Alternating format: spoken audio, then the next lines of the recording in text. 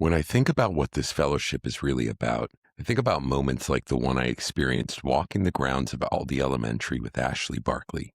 What's up, guys? Garrett here, thinking ready to meet up with Ashley Barkley. She was a fellow in the LCPS fellowship last round. And in our second lap experience, we are taking these amazing projects that we're building and we're putting them on the ground. We're executing them. We got some exciting news from Luck Stone, one of the largest landscaping companies in the area, who has agreed to do a large portion of the outdoor learning lab at Aldi Elementary. We're meeting up with Luck and Ashley to discuss the project and to do some planning to see exactly what Luck can help with. As a fellow with us through LCPS, she didn't start with a blueprint. She started with a question. What would it look like if our students could learn outside the walls of our building in a space built by and for this community? This project, I was able to go into each classroom and talk to the students and see, like, what do they really want? What are they excited about? What would make them happy to come to school and learn? Because it's a small school, we have the opportunity to do a little bit more with each individual. She shared a vision for an outdoor learning lab, a space where science could feel alive, where literacy could happen under trees, where curiosity wasn't contained by four walls. There's obviously a lot of research that shows that learning outside has resulted in improved academic performance. We're also focusing in this county over the past few years on building belonging and a lot of social emotional skills. But what's powerful isn't just the lab itself, it's how she built it. Ashley didn't buy in through a mandate. She built through relationship. In each grade level, so it's about 100 students, which is actually really nice because it's much easier for me to be able to get all of my students involved in decisions and things that we want as a school. So she positioned the project not as her idea, but as our opportunity.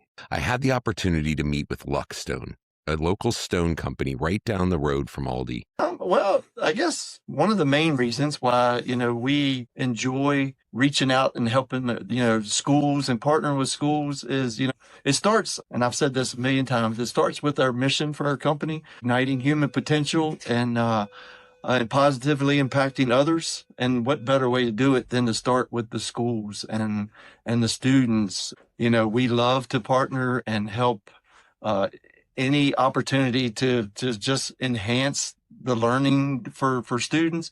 But we also, the other side of it, we like to, to work with the teachers and make their school day just a great experience, because if they're in a happy place, then the student learning comes right along with it. So they didn't show up as a vendor. They showed up as partners. They listened to Ashley's vision and immediately said, how can we help? That's when you know something bigger is happening. This is what community engagement looks like in real time. Ashley's capstone isn't theoretical.